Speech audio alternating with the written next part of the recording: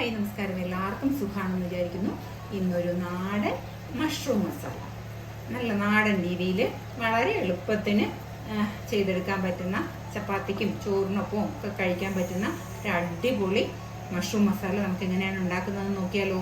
നേരെ പോവാം വീഡിയോയിലേക്ക്. കുറച്ച് മഷ്റൂം ഉണ്ട് കേട്ടോ. ആദ്യം നമുക്ക് അതിൻ്റെ ഈ മുകൾ ഭാഗത്തെ തൊലി ഉണ്ടല്ലോ, അതിനെ റിമൂവ് ചെയ്തോളാം. അല്ലെങ്കിൽ ഒരു വഴുവഴുപ്പുണ്ടാവും കേട്ടോ. ചിലർ പറയുന്നത് എടുത്ത് കളയണ്ട, നല്ലതാണ്, ഗുണമുള്ളതാണ്. പക്ഷേ എനിക്കെന്നാലും ഒരു കളയാതിരിക്കുമ്പോൾ ഒരു വിഷമം. ഇതെല്ലാം എടുത്ത് കളഞ്ഞിട്ട് വരാവേ. ഇതെല്ലാം വൃത്തിയാക്കി വെച്ചിട്ടുണ്ട്. ഇനി ഇതിനൊന്ന് നന്നായിട്ട് ഒന്നും കൂടി കഴുകി വൃത്തിയാക്കി എടുത്തിട്ട് ഒന്നും കൂടെ കൊണ്ടുവരാം കേട്ടോ. കഴുകി എടുത്തതിന് ശേഷം നമുക്കിതിനെ കട്ട് ചെയ്യാം. വലിയ പീസിനെയൊക്കെ 4 കട്ട് ചെയ്യാം, ചെറുതിനെയൊക്കെ 2 കട്ട് ചെയ്യാം. ഇത് ചെറുതില്ല എല്ലാം. പിന്നെ ഈ ഭാഗം ഉണ്ടല്ലോ, താഴ്ഭാഗം, അതിന് അതേപോലെ തന്നെ നമുക്ക് ഇട്ട് കൊടുക്കാവേ. ഞാൻ ഇത് നന്നായിട്ട് കഴുകി എടുത്തിട്ട് വരാം. ഇത് കുറച്ച് നീളമുള്ള ഭാഗമായതുകൊണ്ട് ഞാൻ 2 ഇടുന്നുണ്ട് കേട്ടോ. മുഴുവനും ഞാൻ കട്ട് ചെയ്തെടുത്തിട്ടുണ്ട്. കുറച്ച് വലിയ പീസിനെയൊക്കെ ഞാനൊരു 6 കട്ട് ചെയ്തിട്ടുണ്ട് കേട്ടോ. കുറച്ച് വലിയ മഷ്റൂം ആയിരുന്നു കേട്ടോ.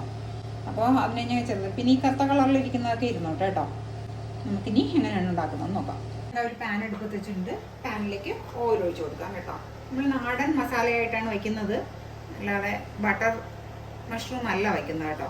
അപ്പോൾ ഒരു 1.5 ടേബിൾ സ്പൂൺ ഓയിൽ കേട്ടോ. നമ്മുടെ ഓയിൽ നന്നായിട്ട് ചൂടായി വന്നിട്ടുണ്ട്. ഇതിലേക്ക് കുറച്ച് ഇഞ്ചിയും വെളുത്തുള്ളിയും കൂടി ചതച്ചത് കേട്ടോ. ഒരു 2 അല്ലി വെളുത്തുള്ളി, ഒരു ചെറിയ പീസ് ഇഞ്ചിയെ. നാടൻ കറിയായിട്ട് വയ്ക്കുന്നത് കൊണ്ട് തന്നെ ഞാനിതിലേക്ക് ഒരു 2 കറിവേപ്പിലയും കൂടി ഇട്ട് കൊടുക്കുന്നുണ്ട് കേട്ടോ.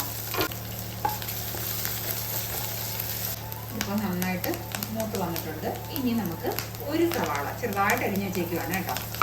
ആ സവാള അതിലേക്ക് ഇട്ട് കൊടുക്കാം. എന്നിട്ട് ഇതിലേക്ക് ഒരല്പം ഉപ്പും കൂടിയും ഇട്ട് കൊടുക്കാം. ഉള്ളിയൊക്കെ നന്നായിട്ട് വാടി വന്നിട്ടുണ്ട്. ഇനി നമുക്ക് കുറച്ച് പൊടികൾ ഇട്ട് ചേർക്കണം കേട്ടോ. തീയൊന്ന് നന്നായിട്ട് കുറച്ച് വെച്ച് കൊടുക്കണം ഈ സമയത്ത്, എന്നിട്ട് ചേർക്കാവുള്ളൂ കേട്ടോ.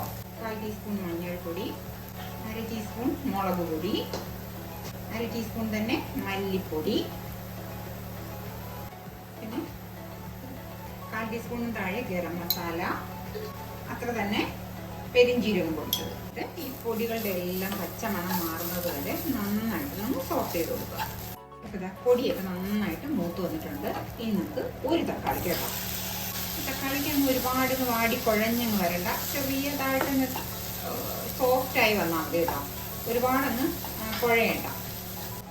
തക്കാളിക്ക് എത്രയൊക്കെ മതി. ഇങ്ങനെ വടിയുന്നത് 2-3 സെക്കൻഡൊക്കെ ആയിട്ടുണ്ട് കേട്ടോ. അപ്പോൾ ഇനി നമുക്ക് നമ്മൾ ഈ എടുത്ത് വെച്ചേക്കുന്ന മഷ്റൂമും 2 പച്ചമുളകും കൂടി കയറിയിട്ടിട്ടുണ്ട്, അതും കൂടി ഒരുമിച്ച് തന്നെ ഇട്ട് കൊടുക്കാതെ. വെള്ളം ഒഴിച്ചു കൊടുക്കണ്ട കേട്ടോ. വെള്ളം മഷ്റൂമിൽ നിന്ന് തന്നെ അത്യാവശ്യത്തിന് നമുക്ക് വേകുന്നതിന് വെള്ളം ഇറങ്ങും, ഊറി ഇറങ്ങും.